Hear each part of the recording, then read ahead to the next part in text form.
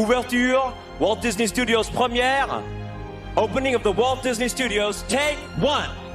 Lights. Camera. Moteur, ça tourne. Action. 23 ans que ce parc existe.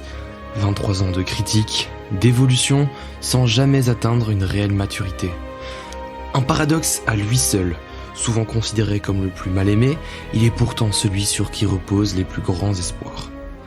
Symbole d'un accord empoisonné, d'une époque où la compagnie a basculé de la créativité à la rentabilité, symbole d'un échec, d'une promesse inachevée, de l'ombre à la lumière, de l'espoir à la résignation, du grand écran au rideau, ce parc, c'est les Walt Disney Studios. En fait, j'ai du mal à comprendre le cap, comprendre où ça va et ce que ça va vraiment faire. Est-ce qu'elle a sa place à studio? Je dirais non. Pour moi, elle n'a même pas sa place dans un parc Disney de par sa conception. On a construit trop de chambres d'hôtel. On a dépensé trop d'argent. C'était idiot de notre part. On a été idiots. Je trouve qu'il y a de l'invention. Je suis resté un petit peu sur ma faim parce qu'il me semble que les effets spéciaux pourraient être plus marqués que ça, nous en mettre plus plein les yeux.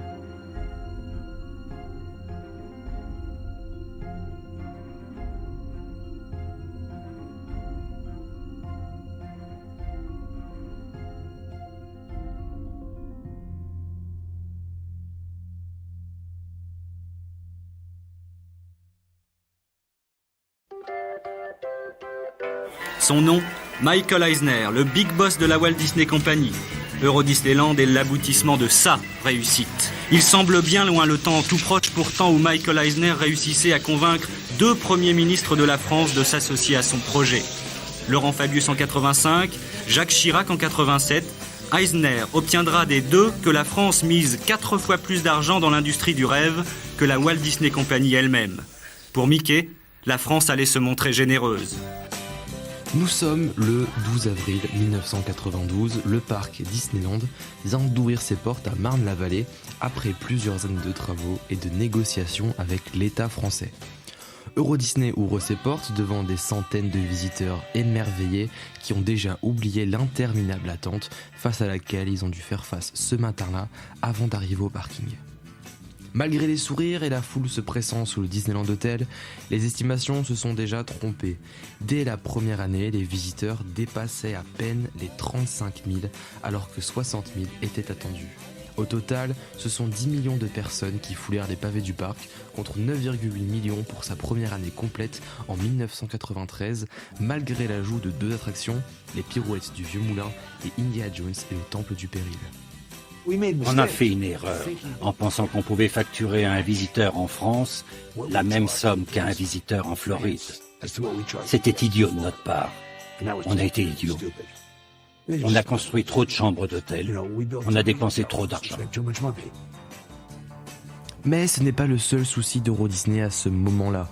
Dans la convention signée le 24 mars 1987, la Walt Disney Company est mandatée de construire un second parc avant 2002, sous peine de perdre les terrains alloués.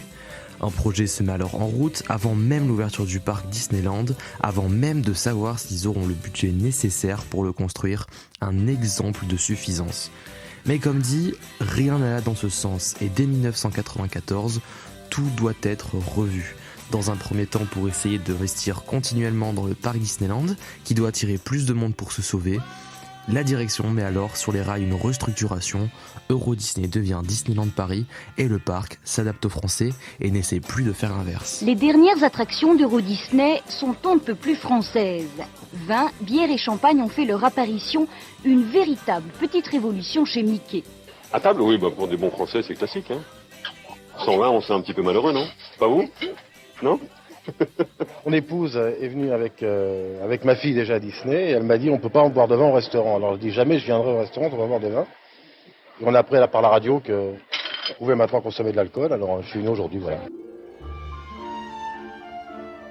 Ce projet ne tourne pas autour du pot, il s'agit des Disney MGM Studios Europe.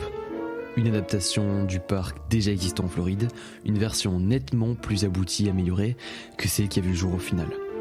Et contrairement à beaucoup d'autres projets qui n'étaient au final que des bruits de couloir ou des fuites ressorties bien des années après, ce projet de parc a bel et bien été annoncé au public le soir même de l'inauguration d'Euro Disney. Et avant la fin de cette année, les travaux vont commencer pour un second parc à thème, les studios Disney MGM Europe. Des installations de production cinéma et télévision qui permettront aux visiteurs de découvrir le monde cinématographique à l'âge d'or. Et il existe d'autres projets, des projets de promenade, spectacles et innovation qui ne verront pas le jour avant que les enfants d'aujourd'hui ne viennent ici avec leurs propres enfants. C'est pourquoi cette soirée ne marque pas uniquement les débuts d'Euro Disney, mais également le commencement de nombreux rêves à venir. Vous l'aurez sans doute remarqué, mais ce projet de MGM Studios Europe ne vit jamais le jour sous sa forme initiale. Alors, que devait-il contenir ? Bien plus que ce qui a été ouvert en 2002, et largement plus que ce qui est prévu aujourd'hui de toute manière. À l'entrée, Hollywood Boulevard, une zone indoor 3 à 4 fois la taille de Studio 1, aurait recréé l'âge d'or du cinéma avec son architecture art déco et ses façades inspirées des grands studios. À l'extérieur, cette zone aurait accueilli The Great Movie Palace, un dark ride plongeant les visiteurs dans des scènes cultes du cinéma avec des décors grandeur nature et des casts qui joueraient en fait le rôle dans l'attraction à la manière de The Great Movie Ride. Et évidemment, le Chinese Theater en icône du parc, c'était ce qui était prévu de base, non pas le château d'eau, non pas la tote, comme ça a été le cas au final. Le parc aurait également intégré un véritable studio de production permettant d'observer des tournages en direct et de découvrir les coulisses du cinéma, avec un vrai focus sur l'industrie européenne cette industrie européenne aurait joué un grand rôle dans ce parc puisqu'elle aurait pu et dû tourner des films, que ce soit des films français, allemands, anglais notamment. Et puis on aurait eu le Backlot Studio Tour, là un vrai circuit en tram avec plusieurs décors de films, des effets spéciaux en direct, une explosion de station-service, une inondation, avec bien plus de scènes que le Studio Tram Tour ayant vu le jour. Et puis quelque chose de plus classique pour un parc Disney, des dark rides, comme on peut trouver dans Fantasyland notamment, sur Roger Rabbit ou Dick Tracy, une expérience autour de Fantasia sans vraiment que ce soit très clair, et puis différents spectacles et spectacles sur l'animation en général comme Art of Animation notamment. Et puis pour terminer, un autre parking faisant plus ou moins la moitié de la taille de l'existant aurait vu le jour derrière le parc avec un système de tramway à la Red Cart Trolley de Disney California Adventure pour relier Fantasia Gardens à celui-ci. On peut aussi facilement imaginer l'arrivée d'un ou plusieurs hôtels pour l'accompagner. En fait, c'est bien simple. Le projet était ambitieux à tel point qu'il aurait dû faire la taille du parc Disneyland en comptant tous les backstage et les zones non accessibles au public. C'était juste énorme, quoi.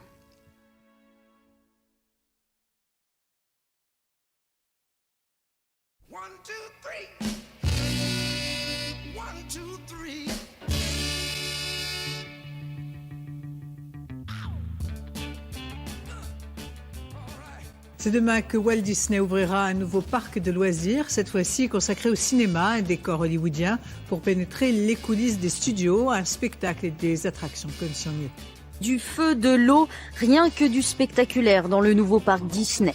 Comme si vous étiez sur le tournage d'un film hollywoodien. À la sortie, pourtant, les avis sont partagés. C'est très intéressant, on a vécu un tremblement de terre en direct. Je trouve qu'il y a de l'invention. Je suis resté un petit peu sur ma faim parce qu'il me semble que les effets spéciaux pourraient être plus marqués que ça, nous en mettre plus plein les yeux, plein les émotions. On a des moyens à disposition, on ne trouve jamais dans des productions de cinéma.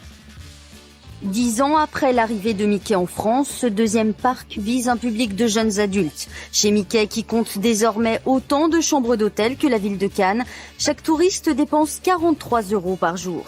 Ce deuxième parc a pour vocation d'allonger la durée du séjour des 12 millions de visiteurs annuels. La première fois au Walt Disney Studios, quand je suis arrivé, faut bien se remettre dans le contexte de l'époque. Je suis ado bien avancé, et donc l'ouverture d'un nouveau parc, en fait, moi je l'ai plus vécu comme putain, il y a enfin de la nouveauté à Disneyland Paris. C'est-à-dire qu'en fait, ça a été ma vie de me dire, ouais, enfin de la nouveauté à Disneyland Paris. Faut bien imaginer qu'à l'époque, quand t'es gosse, en 95, t'as eu Space Mountain. Moi, j'ai pas pu le faire tout de suite en plus parce que j'étais trop petit. Mais il y a rien eu entre Space Mountain et les Walt Disney Studios. Et donc, en fait, j'ai passé toute ma jeunesse à me dire un parc c'est quelque chose qui est presque figé dans le marbre. Enfin, c'est long quand t'es gosse, 7 ans. C'est ta vie en fait, 7 ans. De ma vie, j'avais l'impression de n'avoir jamais connu d'ouverture. En fait, j'ai pas vécu les Walt Disney Studios comme une ouverture de parc, j'ai vécu ça comme waouh, il y a 6, 7, 8 nouvelles attractions d'un coup. Il se passe des choses, c'est incroyable. Et donc, oui, je débarque là-bas et je me dis, il y a plein de nouveautés et je suis un peu comme un fou, quoi. Vraiment, j'ai ce souvenir assez cuisant la première fois de rentrer dedans, de me dire... je suis à la fête foraine, je suis pas dans un parc Disney. Parce que vraiment, quand tu sortais de Studio 1, t'avais un peu d'arbres, mais c'était du béton, quoi. Quand t'arrivais à Backlot, mais c'était la dépression, quoi. J'ai déjà le souvenir, quand j'étais jeune, de me dire, je sors des Walt Disney Studios, je rentre dans l'autre parc, et l'autre parc, ouais, quand même, la déco, c'est sympa. Parce que pour moi, le problème, c'était...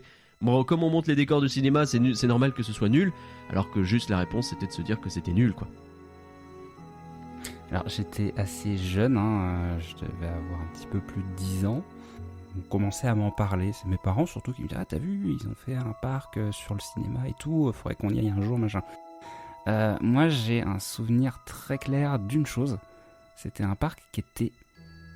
Il y avait une impression de vide, mais pas de vide dans le sens pas assez d'attractions, parce que je faisais pas trop cette part des choses du haut de mes 10 ans, mais... En fait, vide dans le sens où il y avait un parc que je trouvais trop, entre guillemets, neuf, trop propre. Et en fait, ça renforçait un côté artificiel vraiment exacerbé. C'était très bizarre comme ambiance. Dans mes souvenirs, ça avait l'air d'être bien perçu dans le sens où... oh là là, t'as vu, Disney, ils ont fait un deuxième parc Disney. On a 2 Disneyland, c'est trop bien. Mais le problème, c'est que... Ouais, c'était peut-être perçu, en tout cas de mes souvenirs à moi, du haut de mes 10 ans, c'était perçu comme...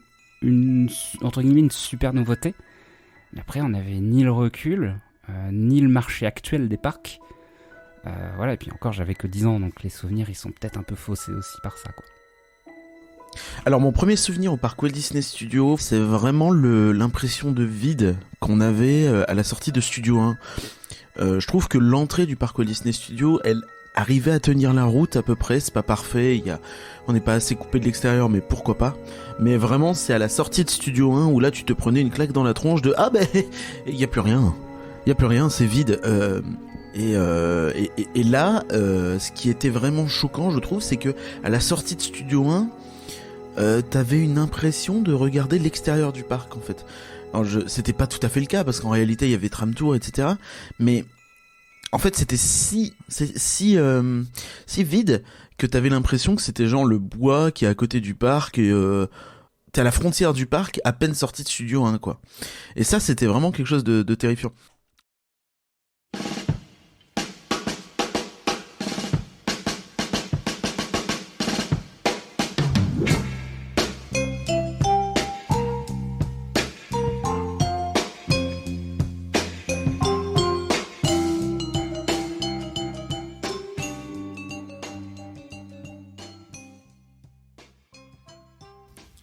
Neuf attractions à l'ouverture, 6 si on enlève les spectacles, et à peine 2 dans lesquels on embarque, c'est le maigre bilan à l'ouverture du parc. Bien loin du mastodonte qui était déjà le parc Disneyland à son ouverture, Disneyland Paris gonflait même ce nombre jusqu'à 10 en y intégrant Studio 1 dans les comptes, et c'était encore le cas jusqu'à sa fermeture l'année dernière.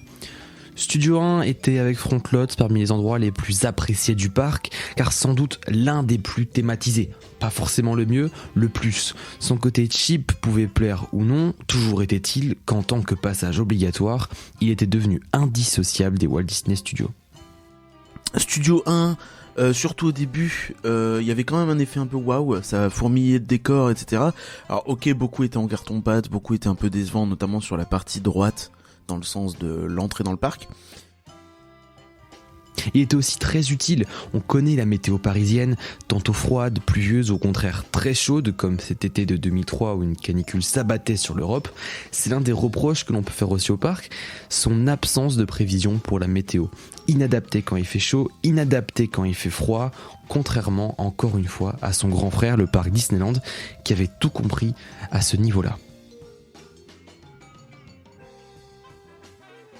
Je me souviens juste que quand j'avais 12-13 ans, ma mère nous avait pris un séjour à à DLP, et que du coup on avait pu faire les Walt Disney Studios. Mon premier souvenir, c'est que c'était vide. Enfin, vraiment, le premier souvenir, c'était un cagnard de fou. Enfin, vraiment un grand soleil. Il faisait très chaud. Il n'y avait pas d'ombre. Et c'était un peu triste. Mais bon, il y avait quand même le plaisir d'être dans un parc d'attraction. Donc, du coup, il y avait toujours ça. Je n'avais pas le même avis que j'avais là aujourd'hui. À l'époque, c'était trop cool parce que j'étais dans un parc d'attraction. Aujourd'hui, quand je pense à cette époque-là, je me dis, c'était vide quand même. Il y a un truc dont je me souviens, et je ne sais pas pourquoi, mais je m'en souviens. C'était le parapluie. Le parapluie qui était devant Rock'n'Roller Coaster. Et du coup, c'était cool parce que donc il y avait ce parapluie, on pouvait se mettre dessous, appuyer sur un bouton et ça peut lever. Et du coup, on était protégé par le parapluie. Je sais pas pourquoi, mais le seul souvenir que j'ai de ce parc, c'est ce parapluie.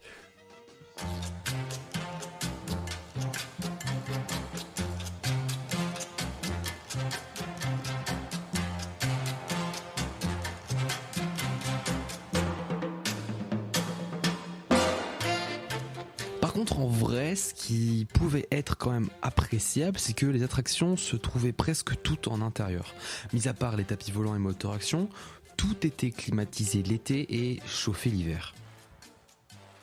J'aimerais bien reparler un jour de Cyberspace Mountain, ce truc où tu construisais toi-même ton propre montagne russe pour ensuite aller dans un petit simulateur qui te reproduisait le montagne russe en question. Le débit était à chier, ça fonctionnait pas, mais c'était rigolo comme expérience. Je me souviens de découvrir en fait l'existence du parc et son contenu via un magazine pour enfants, je sais plus lequel c'était. C'était pas un magazine Disney, mais ils survendaient le parc de zinzin quoi. Et je me demande même s'ils avaient pas fait la version floridienne de Rock'n'Roller Coaster, parce qu'ils en parlaient comme un truc de fou où tu te baladais dans une ville, etc. Et je pense que je me souviens que c'est quelque chose qui m'avait un petit peu déçu. À l'époque, j'ai adoré Rock'n'Roller Coaster étant gosse, attention. Mais c'est vrai que je m'attendais à ce qu'il y ait un peu plus de corps à cette attraction, en fait, qu'elle soit un peu plus complète, quoi. Et finalement, Rock'n'Roller Coaster, c'était extrêmement vide, passé les effets de lumière et de fumée. Armageddon, quelle grosse bouse. Enfin voilà, allez, passons à la suite. La quasi-totalité des attractions d'ouverture ont aujourd'hui disparu, si ce n'est les tapis volants d'Aladin qui aujourd'hui ne font pas vraiment sens à leur emplacement, mais qui à l'époque ont été rajoutés au plan initial à cause du manque d'attractions familiales, et puis parce que c'est une attraction qui coûte pas cher, mais c'est déjà fou de se dire ça qu'Aladin à la base c'était pas prévu pour être là, et c'est la dernière. Et au final, ces attractions, combinées à l'effet de nouveauté, elles sont pas vraiment décrites en tant que telles. Elles n'ont pas la qualité qu'ont les classiques du Paris Disneyland, mais néanmoins, elles ont le mérite de toutes ou presque avoir un intérêt. Ce qui ressort vraiment, comme vous l'avez entendu, c'est le vide et l'offre famélique du parc en général. Par contre, ce que je me souviens bien à l'époque, c'est que justement, j'avais du mal à comprendre gamin comment Disneyland Paris faisait pour ne pas avoir de nouveautés. Et je réécris pas l'histoire quand je dis ça, j'ai vraiment eu un flash en me rendant compte que je me disais ça à l'époque quand j'avais 8-10 piges. Et en fait je voyais les parcs qui la nouveauté 2001 de tel parc, la nouveauté 99 machin. Il y avait à cette époque là il y avait Bellward qui avait ouvert son boomerang, il y avait des choses comme ça. Et en fait moi en tant que gamin je comprenais pas pourquoi Disneyland Paris, qui était entre guillemets le plus grand parc, faisait pas de nouveautés. Du coup à l'ouverture du parc Walt Disney Studios, la nouveauté précédente c'était Chérie j'ai rétréci le public, je crois en 96, et donc j'ai jamais connu d'agrandissement du parc Disneyland de mon vécu quoi. Et du coup le parc Walt Disney Studios dans un premier temps je l'ai interprété comme ça. Pour garder son statut de destination favorite et de pourvoyeur de grands frissons, Disneyland Paris va inaugurer une nouvelle attraction, la Tour de la Terreur, 66 mètres de haut, qui reproduit un hôtel délabré. Grâce à cette tour, le parc espère attirer plus de 20 millions de visiteurs par an. Sensation forte garantie. Reportage Julien Beaumont et Madi Diawara. Vous ouvrez cette porte avec la clé de l'imagination. Au-delà, c'est une autre dimension. Une dimension sonore, une dimension visuelle, une dimension de l'esprit. Vous pénétrez dans le domaine de l'ombre et de la matière, des objets et des idées. Vous venez d'entrer dans la 4e dimension. Pas vraiment vécu l'annonce, par contre j'ai un souvenir très précis des fameuses publicités télé de la TOT où on voyait le fameux groom qui était tout blafard, un peu effrayant, avec le fameux plan où on voyait l'ascenseur tomber dans un couloir à l'infini là. C'était assez intriguant. T'avais l'impression que, ok, ce parc qu'ils avaient commencé, eh ben ils étaient en train de le terminer. Ce dont je me rendais pas compte, c'est que 15 ans plus tard, on serait toujours au même point. Mais ça, voilà. Mais voilà, enfin, il y avait une évolution. Et évidemment, la Tour de la Terreur et Crush Coaster, c'était des bangers que j'ai adoré, quoi. En fait, cette impression à l'époque, elle était que le parc Walt Disney Studios était vraiment un parc plus pour jeunes adultes, un parc plus mature entre guillemets, un parc un peu plus moderne par rapport au parc Disneyland. Et ça, je pense que c'est quelque chose qui s'explique assez facilement par l'âge des différentes licences du parc Disneyland. Typiquement, le Fantasyland du parc Disneyland est extrêmement vieux, hein. Toutes les attractions qui sont reprises dedans remontent aux années 50 pour la très grande majorité. Tout était vraiment daté en fait. Et du coup, pour un public jeune et un public qui a grandi dans les années 80, 90, 2000, en fait, le parc Walt Disney Studios, il parlait un petit peu parce qu'il avait ce ton de l'époque, le ton un peu cool kid, le ton un peu moteur action, minicum, je sais pas comment expliquer, mais c'est des trucs que je remets pas mal ensemble en fait. Même Armageddon avec son pré-show un petit peu ridicule certes, mais qui avait ce côté un peu coolos quoi. Et après c'est rigolo parce que c'est un peu la période où j'ai arrêté d'aller à Disneyland Paris pendant quelques temps. C'est-à-dire qu'entre, je sais pas moi, 2004 et 2010, j'y ai pas remis les pieds. Les dates sont pas bonnes, mais en tout cas, l'annonce de la TOT, l'annonce de Toon Studio, etc., j'ai le souvenir de découvrir Toy Story Playland, mais pas du tout Crush Coaster, la Tour de la Terreur, etc. Enfin, il y a eu énormément de temps entre les deux, donc ce qui fait qu'il y a eu une autre période où j'ai redébarqué et où d'un seul coup il y avait des nouveautés. J'ai un peu vécu Disneyland Paris comme ça à ce moment-là, et c'était cool. Et concernant l'ouverture, moi j'avais fait la TOT pas très longtemps après l'ouverture. Et j'ai un souvenir où on était allé dans la TOT et moi je voulais pas y aller et je me suis fait dessus pendant toute l'attraction parce qu'il faut quand même avouer qu'en termes de storytelling et d'ambiance, cette attraction elle est juste folle. Et ça marchait de fou sur moi. Et j'ai failli chicken jusqu'au dernier moment, quoi. Je me faisais vraiment dessus. Et au final, j'ai trouvé ça très très cool. Et je l'ai refait des dizaines de fois depuis. Mais ouais, la première fois, elle était assez marquante à ce niveau-là. Parce que je trouve que justement, le côté effrayant de l'attraction était redoutablement réussi. À l'ouverture, justement, la TOT, c'était... moi, j'ai pu la faire en soft opening le jour de mon anniversaire en 2007 et c'était assez monstrueux pour le coup. J'en garde un souvenir encore aujourd'hui assez marquant encore aujourd'hui c'est la dernière fois où j'ai eu l'impression de découvrir une vraie attraction majeure à Disneyland Paris et surtout une attraction qui ne m'a pas déçu, avec une vraie ambiance qui se crée dès la file, etc. Un truc que si je ferme les yeux, je peux le mettre en tout cas dans la même... peut-être pas exactement au même niveau, mais en tout cas dans la même catégorie qu'un Pirate, qu'un Phantom Manor, hein, qu'un truc comme ça. Ça me semblait pas choquant. Des cris dès l'entrée du parc. À l'intérieur de cette tour de 54 mètres de hauteur, un ascenseur un peu particulier. Dites adieu au monde réel. Une chute à 45 km/h, si vite que pendant quelques instants, les passagers sont en état d'apesanteur.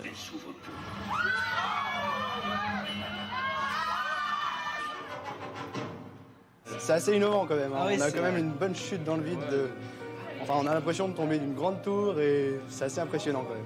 On se sent lâché dans le vide. Ah oui, c'est très agréable, ça fait peur mais c'est sympa. Thème de cette attraction, la 4e dimension, un concept importé des États-Unis. Résultat, aujourd'hui, presque 1 heure d'attente malgré la pluie. De quoi relancer le Walt Disney Studios, le second parc Disney un peu à la traîne.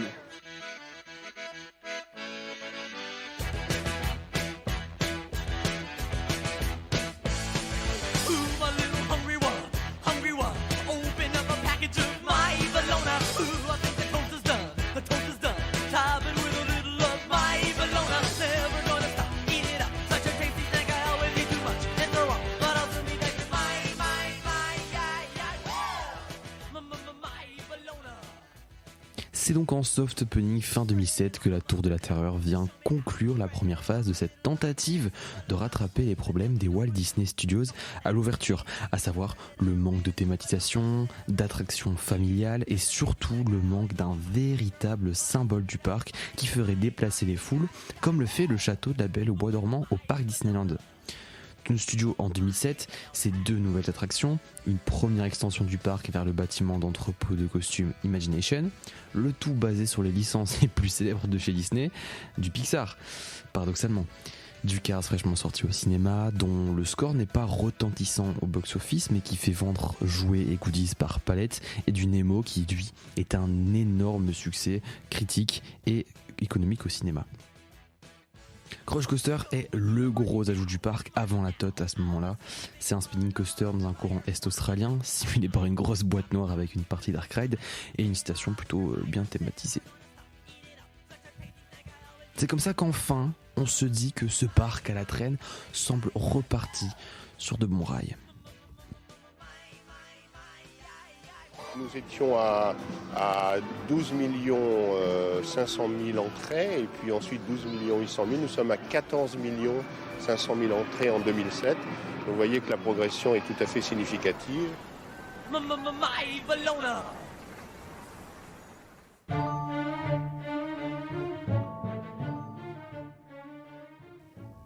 Nous sommes désormais en juillet 2008 et il est déjà temps de réfléchir à la suite du côté de Walt Disney Imagineering. Il faut continuer de surfer sur la vague de nouveautés et y aller à fond. En tout cas, c'est ce qu'on se dit à l'époque. Nous sommes à l'ère des forums et de l'explosion d'Internet, les rumeurs vont donc bon train.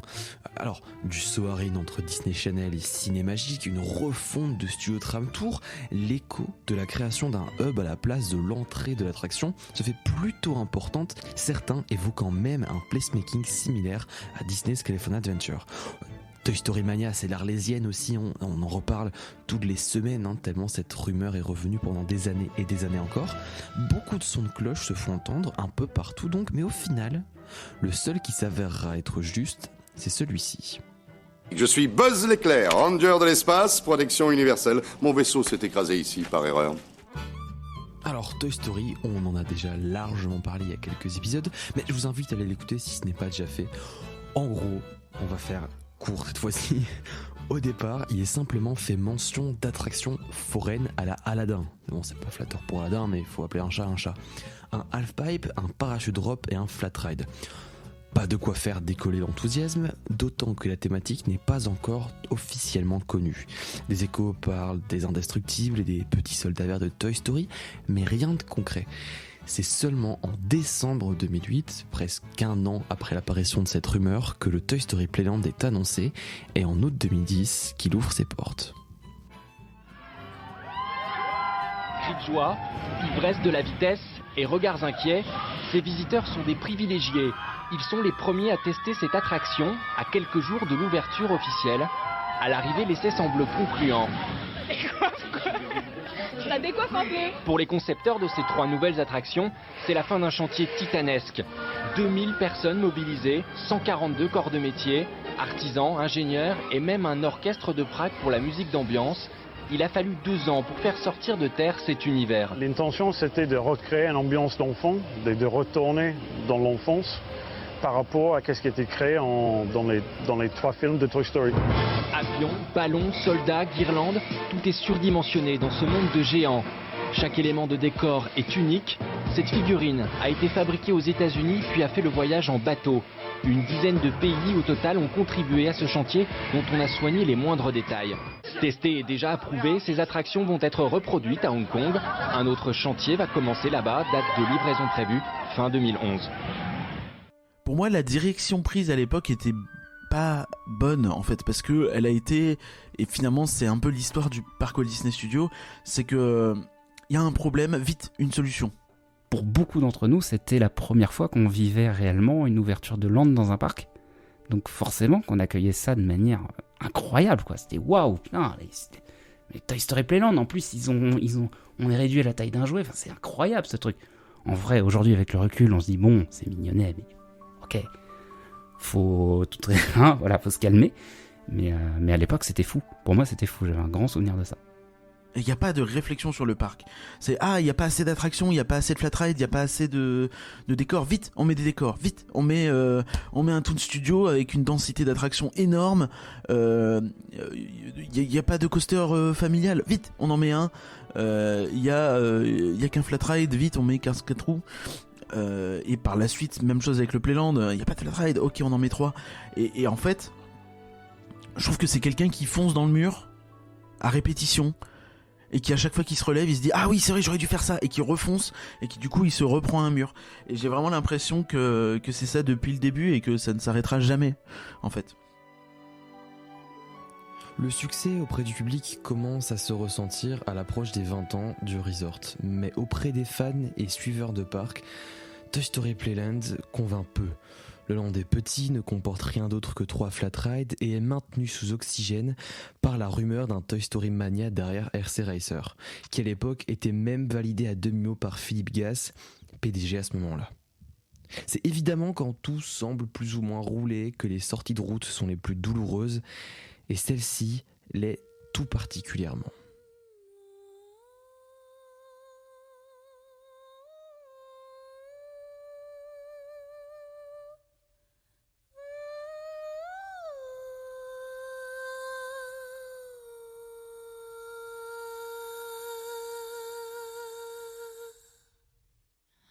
Les rêves des amoureux sont comme le bon vin. Ils donnent de la joie ou bien du chagrin. Affaibli par la faim, je suis malheureux. Pas longtemps chemin, tout ce que je peux, car rien n'est gratuit dans la vie.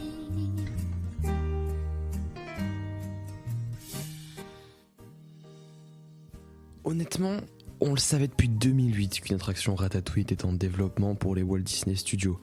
Pas officiellement, mais des bruits de couloir, des mentions à droite, à gauche, des concept art qui fuitent, et puis surtout, à l'ouverture de Toy Story Playland, une allée l'abordant avec des bancs et barrières dans un style parisien. Le doute n'est plus permis, un Dark Ride Ratatouille va bien arriver à Disneyland Paris. Il ouvrira ses portes pour les 20 ans. Du moins ça c'est ce que l'on croit, c'est ce que Disneyland Paris imagine, mais le temps passe et rien. Aucune confirmation, mention ou début des travaux. On est le 12 avril 2012, jour des 20 ans, et le cadeau d'anniversaire n'est pas là. Les travaux n'ont même pas encore commencé. La raison, les banques ne veulent pas donner confiance à Euro Disney SCA pour financer l'attraction. Très, voire trop coûteuse. Résultat, un projet revu à la baisse avec 2 ans de retard. Tu parles d'un anniversaire. Pour moi, le pinacle un peu de cette erreur, c'est Ratatouille, qui aurait dû être remplacé par un agrandissement du Toy Story Playland pour en faire un vrai land sympathique avec une boutique, avec un Toy Story Mania par exemple, et un resto et des toilettes. Et je pense que là, typiquement, ça aurait fait quelque chose d'un peu plus cohérent, un peu plus facile à se projeter, et puis en plus peut-être ça nous aurait permis d'éviter d'avoir Web au campus et d'avoir peut-être quelque chose d'un peu plus sympa. Une vie à me cacher, et puis libre enfin le festin sur mon chemin.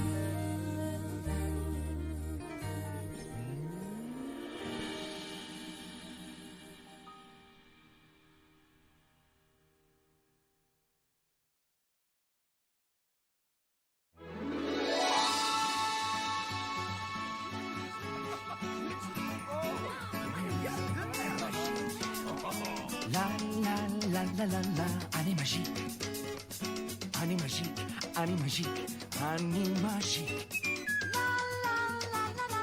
Année magique, année magique, C'est magnifique, année magique. 2014 ne fut pas au niveau des attentes, au niveau du nombre de visiteurs, après une deuxième année de baisse consécutive, mais 2015, on sort le champagne, record de 5,1 millions de visiteurs. Et pour fêter ça, rien. Enfin si, mais pas tout de suite. C'est le resort en entier qui rentre dans un grand plan de réhabilitation. C'est pas quelque chose qui se voit directement sur un plan du parc, mais ça fait énormément de bien Que ça soit au parc Disneyland, aux hôtels, au Disney Village, je sais pas trop, mais même au studio dans une mesure moindre, avec ce qu'on va voir maintenant, avec ces vrais changements pour les Walt Disney Studios qui commencent eux dès 2016, avec la fin d'un des spectacles pionniers des Walt Disney Studios en 2002. Comment ne pas le mentionner? Animagique.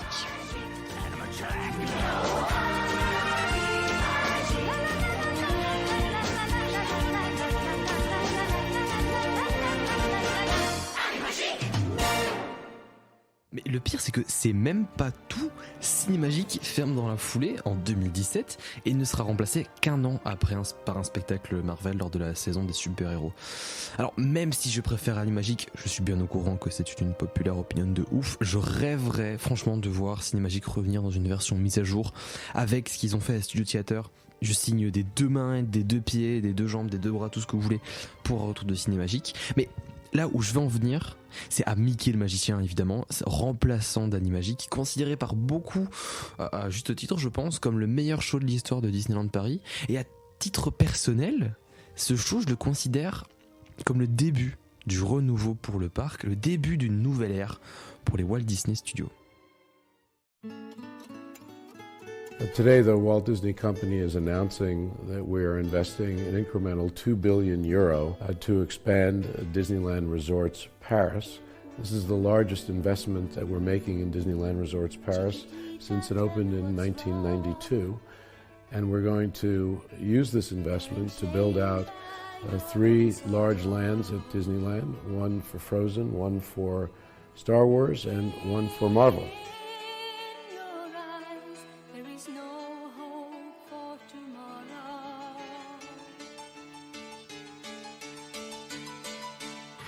Disneyland Paris, c'est déjà 60 hectares de loisirs, 7 hôtels, 29 attractions, mais le parc va encore grandir.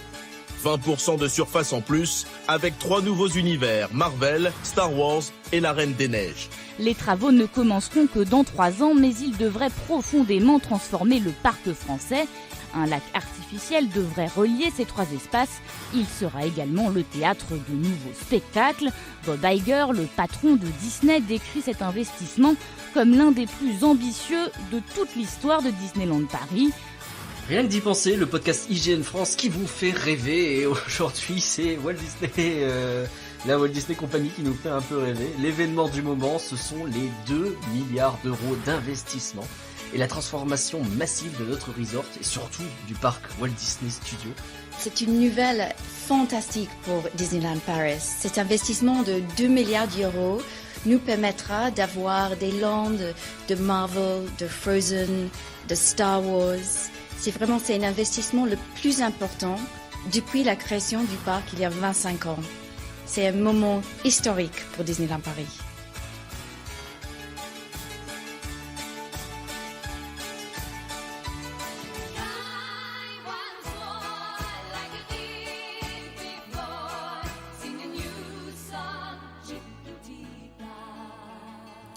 On est le 28 février 2018, la Terre entière vient de s'arrêter de tourner. Disneyland Paris vient d'annoncer un plan d'investissement de 2 milliards d'euros, plus que ce que quiconque pouvait imaginer à ce moment-là. Les ouvertures s'étaleront de 2021 à 2025 et les travaux commenceront l'année prochaine, nous disait-on à l'époque. Enthousiasme, théorie et analyse, c'était vraiment une très belle période pour la commune des fans. Je m'en souviens encore très bien d'ailleurs du moment où j'ai appris ce plan d'extension. Je pense que parmi vous, beaucoup se souviennent de ce qu'il faisait à ce moment-là tout simplement. Le plus intriguant à ce moment-là sur ce concept art, je pense que vous l'avez aussi très bien en tête, ce concept art on voit tout le parc, assez verdoyant, assez joli d'ailleurs. C'était ce lac et cette longue allée qu'on qualifie de Main Street à ce moment-là. On ne savait pas vraiment ce qu'il allait contenir et signifier. Et on l'a appris que très tard. On y reviendra évidemment tout à l'heure. On n'allait pas tarder à avoir des informations. Enfin, un petit peu quand même, puisqu'il a quand même fallu attendre l'été 2019, soit plus d'1 an et demi après. Et la D23 pour avoir des infos concernant le premier des 3 lands censé voir le jour. Nom de code Jenga Avengers Campus.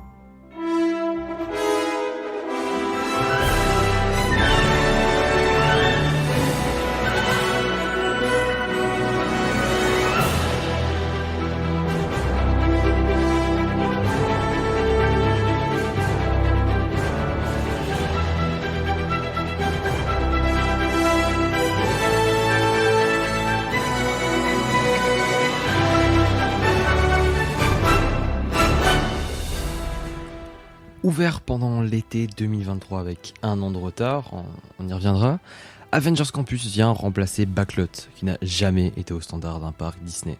Comprenant une seule véritable attraction et une rethématisation de Rock'n'Roller Coaster, 2 restaurants, 3 si on compte le Café des Cascadeurs et une boutique. Le principe d'Avengers Campus, c'est qu'il se passe toujours quelque chose avec des activations. Les activations, c'est un nouveau terme pour parler de mini-spectacles sans horaire fixe, avec des héros qui se baladent sur les toits du land, dans les allées, etc. Sans vraiment crier gare. Au début, ça fonctionnait, et puis au fur et à mesure, on s'est retrouvé avec un land de plus en plus mort, entre guillemets, avec moins d'activation. C'était le risque, c'était ce que beaucoup craignaient, et c'est ce qui s'est avéré vrai. À voir si ça va être rectifié dans les prochains mois, prochaines années, avec notamment la transformation en Adventure World. Mais pour l'instant, c'est vrai qu'à ce niveau-là, c'est pas fameux. Alors, Avengers Assemble Flight Force, commençons par ça, est considéré par beaucoup comme une mauvaise attraction. C'est la rethématisation de Rock'n'Roller Coaster. Alors, pourquoi c'est considéré comme une mauvaise attraction par beaucoup ? Tout d'abord, une file d'attente au rabais vis-à-vis des concept art dévoilés, une thématique inexistante au sein du ride qui est plongée dans le noir complet, un inconfort accru vis-à-vis même de Rock'n'Roller Coaster avant la réhab, ce qui était censé être la figure de proue de l'attraction, à savoir l'audio animatronique d'Iron Man, ne fonctionnait pas soit à son plein potentiel, soit tout court. La rumeur aurait même voulu que Bob Chapek lui-même, après l'avoir ridé, aurait déclaré « Ok, ici on a un problème ». C'est pour dire, hein, vraiment. Aujourd'hui, il y a eu des tentatives d'amélioration quand même qui ont eu lieu, mais c'est beaucoup trop épars, beaucoup trop léger pour réellement améliorer l'attraction et améliorer l'ambiance globale de celle-ci. C'est une attraction que j'ai faite une fois, je la referai pas. Pour toutes ces raisons que je viens de citer, c'est vraiment dommage parce qu'il y avait vraiment moyen de faire quelque chose de très très cool. Un coaster Marvel dans l'espace, quand on voit ce qui a été fait avec Guardians of the Galaxy Cosmic Rewind à Epcot, il y a de quoi se mordre les doigts et ronger son frein en voyant Flight Force. Alors en ce qui concerne Web, donc Spider-Man Web Adventure, une attraction interactive où on doit tirer sur des Spider-Bots avec nos mains, à la manière de Spider-Man. Là je fais le geste, vous le voyez pas parce que vous m'entendez, mais vous voyez le geste de Spider-Man quand il tire ses toiles. Ça c'est une vraie nouveauté pour moi. À mon sens c'est pas l'ajout du siècle, mais ça fonctionne très bien. La thématisation reste légère et le préchauffé avec de présence, rien de plus, mais c'est une attraction fun, à la pointe, qui n'est sûrement pas trop dans ce parc, avec cruellement besoin de storage supplémentaire, je pense. Voilà, j'ai pas tant de trucs à dire dessus, comme à peu près tout Avengers Campus au final. Parce que c'est vrai qu'au global, Avengers Campus a quelque peu déçu, et représentait le début de ce renouveau, il n'a pas entièrement conquis, via tous les points que j'ai cités. Il y a aussi le fait que le land en lui-même est pas franchement très impressionnant, c'est une rue quoi. Il manque d'un véritable gros ride, un gros étiquette qui ferait déplacer les foules. Peut-être à l'avenir, on sait pas, d'ici 5, 10 ans, 15 ans, 20 ans, on sait pas. Est-ce que c'est à l'échelle d'une vie humaine, on ne sait pas, mais en tout cas, j'espère que ça bougera rapidement. L'aventure avec un grand A. Avengers Campus, à partir de cet été à Disneyland Paris.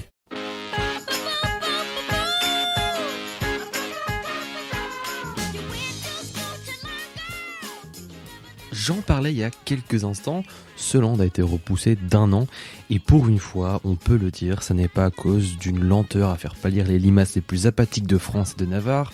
Au niveau des travaux, non, c'est à cause d'un événement bien plus complexe. On va vite fait faire un petit point dessus parce que c'est pas ce qu'il y a de plus réjouissant, très franchement. Mais quel est donc ce mal mystérieux qui se répand en Chine ?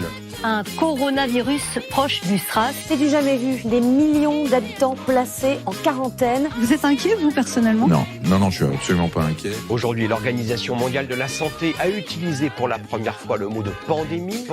L'usage du masque en population générale n'est pas recommandé et n'est pas utile. C'est le plus grand parc d'attractions en France, Disneyland Paris, et ses quelques 17 000 employés. Et un premier cas, Sébastien, de coronavirus. Oui, le parc d'attractions et ses quelques 15 millions de visiteurs par an restent néanmoins ouverts au public pour le moment. Mesdames et messieurs, et vous les enfants, le parc Disneyland va maintenant fermer ses portes. Nous espérons que vous avez passé une agréable journée et que nous aurons très bientôt le plaisir de vous revoir.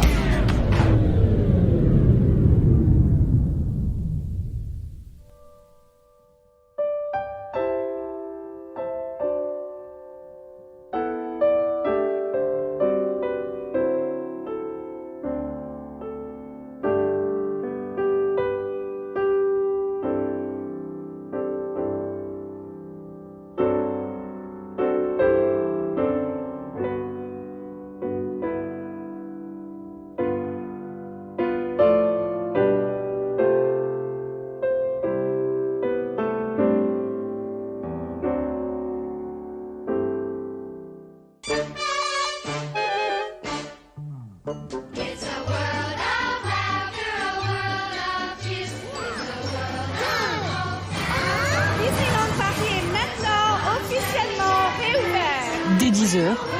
Ils étaient des milliers à franchir les grilles du parc.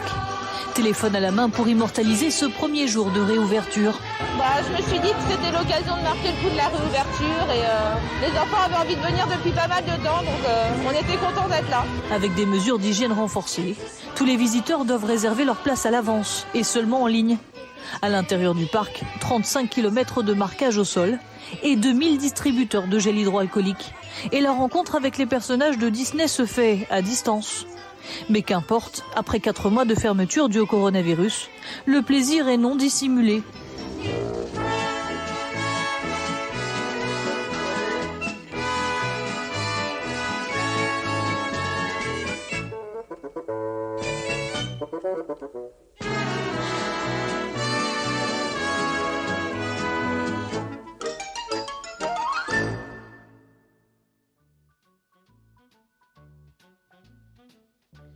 Pour ce qui est du parc et de son évolution, j'ai envie de dire que voilà, en fait, on se retrouve avec un parc totalement patchwork, avec des philosophies différentes partout, tout le temps, et surtout, je trouve quelque chose qui est un petit peu compliqué à assimiler aujourd'hui, et j'ai beaucoup de mal encore à me projeter dans ce parc-là.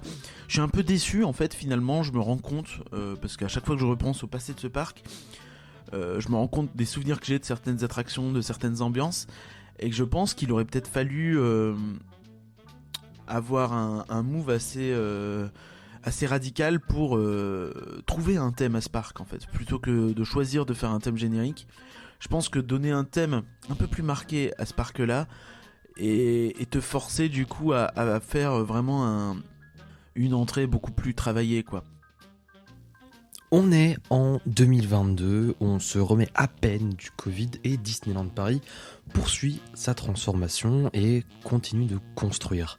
Cependant, la construction en 2022, c'est très lent puisque ça commence à peine du côté de Frozen, le lac se dessine tout doucement. On se dirige alors très probablement vers un report de 1 ou plusieurs années. En tout cas, c'est ce qu'à l'époque on se dit et on a eu raison. À la base prévu pour ouvrir en 2024, le tout ouvrira au final en 2026. Et ça, on le saura en 2024. Mais avant d'aller dans l'officiel, il faut évidemment qu'on revienne sur les rumeurs et sur ce qui se dit à ce moment-là, puisque Disneyland Paris, après l'ouverture de Avengers Campus à l'été 2022, c'est pas fameux niveau communication. On sait pas grand-chose sur ce qui arrive, quand ça arrive, les détails exactement. Il faut attendre la destination des 23 qui suit pour avoir un premier concept art et une première officialisation d'une attraction réponse sur cette fameuse Main Street dont on avait très peu de détails jusqu'à maintenant. On devra encore attendre quelques mois supplémentaires pour avoir le nom d'Adventure Bay, Adventure Way, mais aussi et surtout pour avoir le nouveau nom des Walt Disney Studios, Disney Adventure World. À Disneyland Paris, un rêve commun nous anime.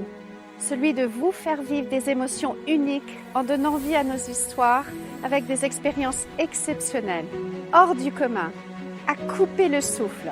Pour réaliser ce rêve, nous repoussons toujours plus loin les limites de l'imaginaire en vous embarquant dans un autre monde. C'est dans cet esprit que nous avons entamé il y a quelques années une transformation ambitieuse qui touche l'ensemble de notre destination, que ce soit nos 2 parcs, Disney Village ou encore nos hôtels. Notre ambition, réinventer l'expérience de demain et vous inspirer à vivre votre propre histoire. Aller vers l'infini et au-delà pour créer de nouvelles aventures, toujours plus innovantes et diverses, au cœur des histoires que vous aimez tant. Aujourd'hui, nous dévoilons la prochaine étape de cette transformation avec une nouvelle vision créative pour un parc Walt Disney Studios reimaginé. We are evolving the park story, moving away from its original How Movie Magic is Created to immersing you in more adventures and worlds from the stories that you love. Nous écrivons le prochain chapitre de l'avenir de Disneyland Paris. La transformation de notre destination nous permet d'imaginer de nouvelles expériences dans un lieu où les aventures se vivent sans limite. C'est pourquoi j'ai le plaisir de vous annoncer qu'à l'ouverture de World of Frozen, notre second parc sera renommé Disney Adventure World. Cela marquera le début d'une nouvelle ère qui fera plus que jamais rêver nos visiteurs. Get ready, because new worlds await, where the possibilities are endless.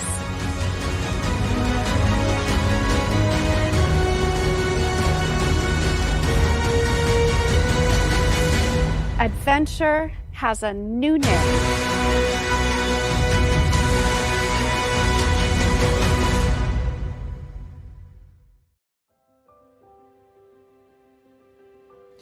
Bon, Disney Adventure World, on en a déjà beaucoup parlé en podcast quand ça avait été annoncé. J'en ai fait 2-3 je pense à ce sujet-là.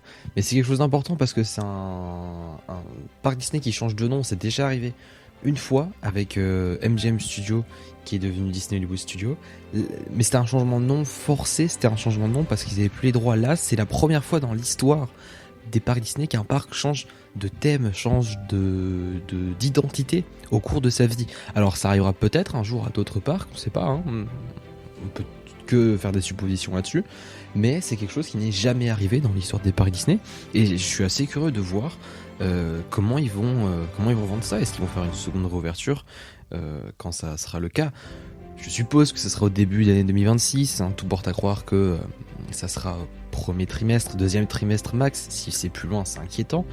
Mais il reste plus qu'un an à attendre avant de voir enfin à quoi tout ça va ressembler au final.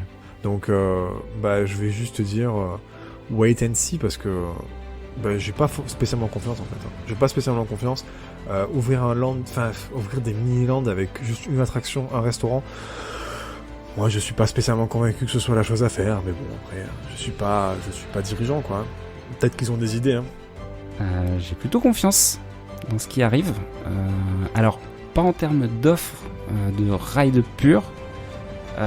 Pour moi, le campus a été une petite sortie de route, mais pour moi, ça va rester une exception dans ce futur.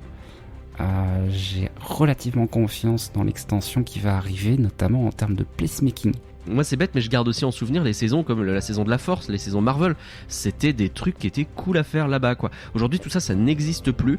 Et ce que je pense du parc aujourd'hui, c'est que c'est un parc qui ne vit pas, en fait. C'est un parc sur lequel on ajoute des attractions et c'est déjà quelque chose, même s'il n'y en a toujours pas assez. C'est un parc qui est toujours pas suffisant, mais c'est surtout un parc qui avait ce truc de dire revenez-y de temps en temps parce qu'au moins il y a des saisons, il y a des trucs qui bougent. Ça n'est plus le cas. Aujourd'hui c'est figé. Il n'y a rien à Noël, il n'y a rien à Halloween, il n'y a rien, il n'y a plus rien.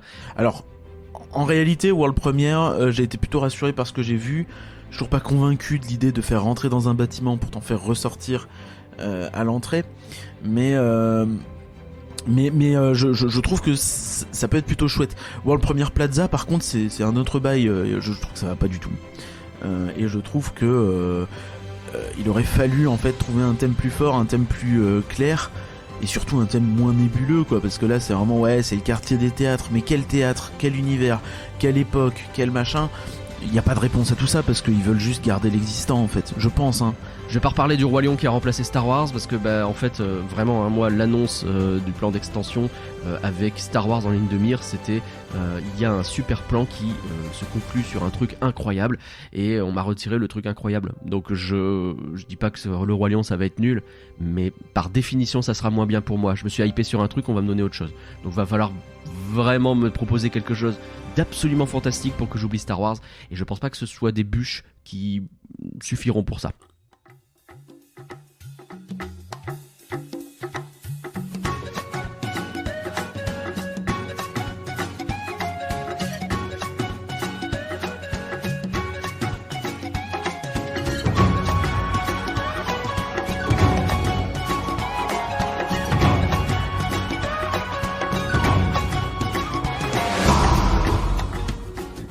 Ce Land Roi Lion, on en entend parler depuis 2022 justement, c'est plus ou moins à ce moment-là, mais bien un peu avant, mais c'est à partir de 2022 où ça a commencé à être plutôt sérieux cette histoire-là, puisqu'en fait, pendant le Covid, on n'avait pas de retour vraiment sur Star Wars Galaxy's Edge, qui aurait dû donc être construit en tant que troisième land à Disneyland Paris. Et puis ensuite, on a eu un retour qui a commencé à s'esquisser, qui était un retour semi-positif, semi-négatif. Positif dans les critiques, négatif dans le retour sur investissement pour Walt Disney World et Disneyland Resort. Et donc de ce fait-là, sans doute qu'en interne à Disneyland Paris, on s'est dit ok, on va peut-être pas tout miser sur Star Wars en tant que point d'orgue de cette extension. Ils ont donc remobilisé des Imagineers, un peu plus de budget, même beaucoup de budget, parce que apparemment le budget pour la recherche et le développement aurait été quand même assez costaud, et ils ont créé un nouveau land, un land exclusif à Disney Adventure World, et ce land, c'est Land Roi Lion. Il a enfin été annoncé, c'est officiel, mais pendant plusieurs années, on peut parler d'années parce que c'est au moins 3 ans, je pense, on a eu ce doute de est-ce que le Roi Lion va vraiment se faire, est-ce que Star Wars est vraiment annulé. Et au moment où c'est annoncé, c'était quasi sûr et certain que ça allait l'être et que Star Wars n'était plus à l'ordre du jour, car il n'était plus mentionné nulle part. Lors d'interviews, c'était à demi-mot esquissé que ouais, Star Wars, ce serait plus vraiment ça, en train de retravailler le projet, on vous tient au courant. Et donc au final, on se retrouve avec ce land Roi Lion. Mais que va-t-on retrouver dans ce land Roi Lion? Parce que c'est assez nébuleux, c'est quelque chose sur lequel ils n'ont pas encore communiqué. On va retrouver effectivement des bûches, mais plus des bûches où ce sera quand même plus proche du Dark Ride que d'un Splash Mountain, où ce sera quand même plus proche du Dark Ride que des bûches pur jus qu'on peut retrouver dans beaucoup de parcs. L'attraction devrait être très longue, immense, en tout cas c'est ce qui est dit dans les rumeurs. On parle une attraction qui pourrait atteindre les 15 minutes plus ou moins de ride, avec plein de scènes, des effets, etc. Voir si certains budgets n'auraient pas été coupés récemment, mais certains sons de cloche vont vers le sens que ça a été coupé. Il y a quelques trucs qui sont partis dans les casiers d'Imagineering et qu'on ne verra pas à Disneyland Paris, et d'autres sons de cloche qui disent qu'au final Disneyland Paris s'est bien battu et aura réussi à garder l'essentiel du projet dans sa forme la plus ambitieuse possible. Donc on verra ce qu'il adviendra du Land Roi Lion, on suivra ça parce que désormais Frozen, on sait plus ou moins, on va en parler juste après, on sait plus ou moins à quoi s'attendre. Adventure Bay, Adventure Way aussi, reste plus que le show, et ce Land Roi Lion donc qui va nous tenir en haleine jusqu'en 2029, a priori c'est 2029, l'été 2029 que le Land Roi Lion ouvrira ses portes, donc il faudra encore s'armer beaucoup de patience, mais on finira bien par voir ça pointer le bout de son nez.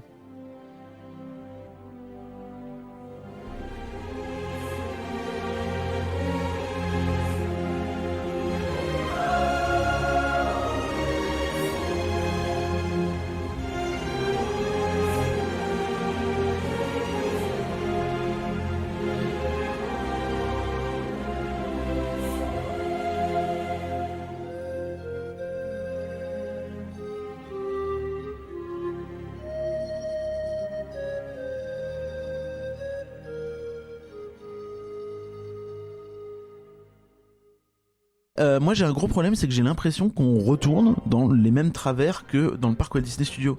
C'est-à-dire que si ils font toute une com l'année prochaine en nous disant nouveau parc Disney, Disney Adventure World, le parc change de forme, le parc change de tout, et qui mettent la blinde dessus parce qu'il y a quand même un changement de nom de parc, donc ça il va falloir quand même le faire passer. C'est quoi que tu donnes aux gens pour ça, quoi? Est-ce que c'est juste une allée énorme, certes, mais quand même avec assez peu d'activité, et un lac et Frozen au bout? Je sais pas, en fait. Nous en tant que fans, on est au courant de l'état de fait, en fait, de ce qui va être dans Disney Adventure World, mais le grand public il va vraiment arriver, il va dire ah putain, ils en font tout un pataquès, je sais pas s'il y aura une réinauguration du parc ou quoi, et finalement il y aura quoi? Il y aura des tasses et Frozen, quoi. Je reste persuadé que ça va être une extension de très très bonne facture. Ça va être un parc qui, je pense, à terme va être très chill, qui va être très très cool pour se balader, qui va être visuellement très sympa. Maintenant, c'est vrai qu'il va y avoir un petit manque d'offres et qu'il va falloir combler à terme, et même assez rapidement. Mais en termes de parc, à proprement parler, entre la zone du lac, World Premiere Plaza, difficile à dire, Studio 1, enfin en fait pour moi tout ça, ça va être un tout qui va commencer à ressembler à quelque chose d'attirant pour moi, visuellement en tout cas. Donc je suis assez confiant. Et pour moi, s'ils axent autrement que sur juste il y a un land Frozen, et il y a un show nocturne à la limite, il y a un risque qui est pris quand même, parce que le parc a à mon sens pas assez changé pour pouvoir surcommuniquer sur le changement de nom et le changement de parc, quoi. Ce Land Frozen, parlons-en. On sait largement plus en parler que du Land Roi Lion, puisqu'il y a la copie conforme qui est ouverte à Hong Kong il y a maintenant 1 an, je pense, ou ça va faire 1 an l'année prochaine, je sais plus tout à fait. Ben oui, ça va être très cool. Je pense honnêtement que ça va être un land qui va faire beaucoup de bien, assez aéré, assez végétalisé. Sans doute que entre celui de Hong Kong et celui de Paris, ce sera celui de Paris qui sera quand même un peu plus agréable avec ce lac, cette végétation qui va être un peu plus présente, même s'il n'y a pas les montagnes de Hong Kong derrière. Je pense que l'impression générale va être plus sympa du côté de Paris que du côté de Hong Kong. On verra bien, hein. Pour l'instant j'ai ni fait ni l'un ni l'autre, ça paraît clair. Mais ouais, on va retrouver dans ce Land Frozen tout d'abord des tickets, e-tickets, on sait pas trop, c'est un peu bizarre, est-ce que c'est un D,5 ticket?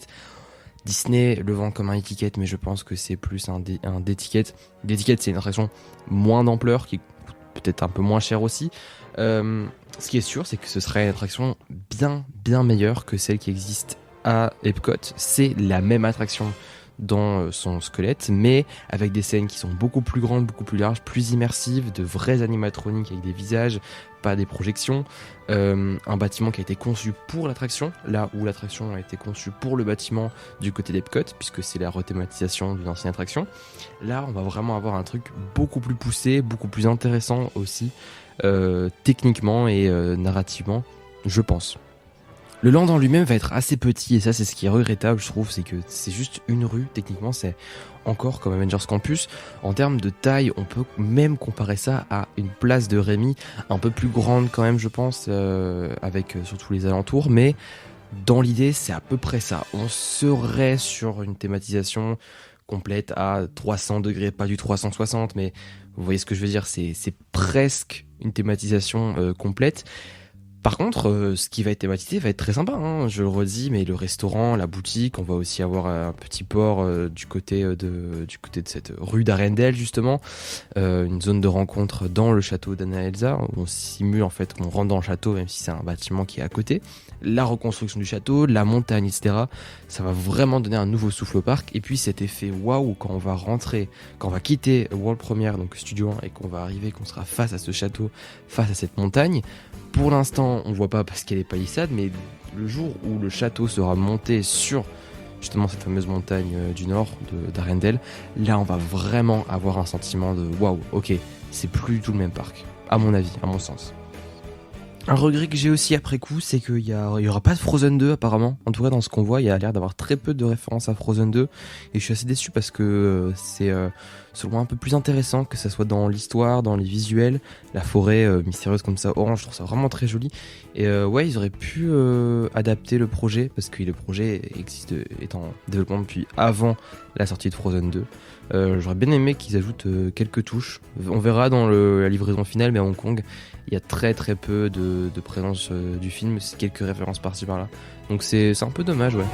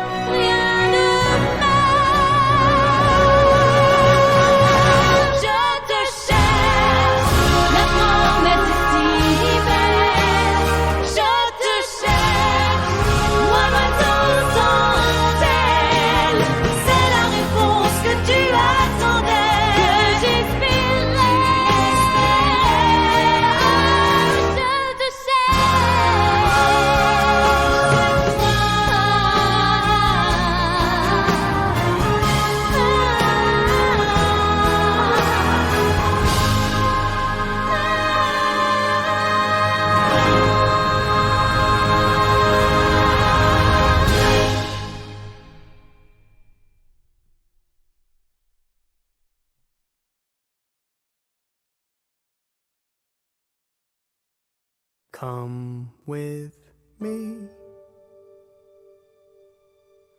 and you'll be in a world of pure imagination.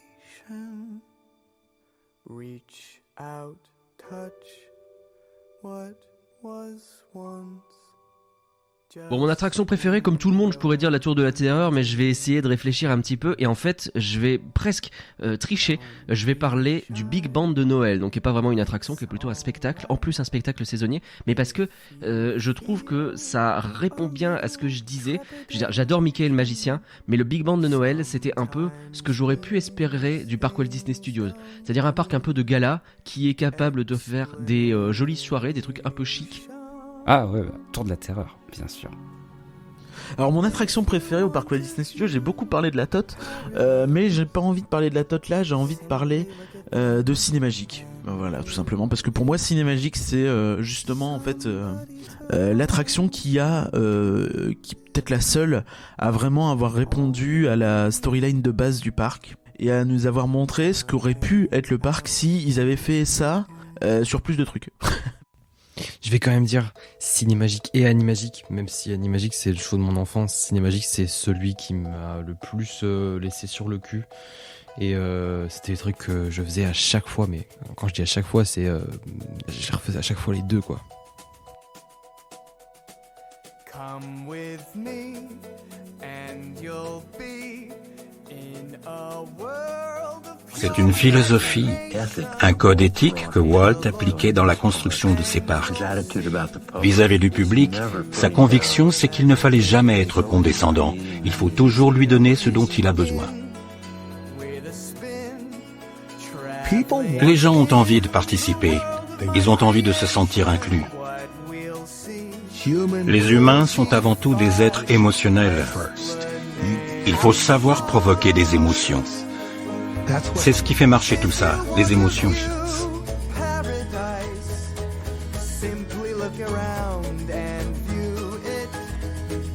We keep moving forward, opening new doors and doing new things, because we're curious and curiosity keeps leading us down new paths. There is no life I know to compare with pure imagination. Living there, you'll be free if you truly wish to be.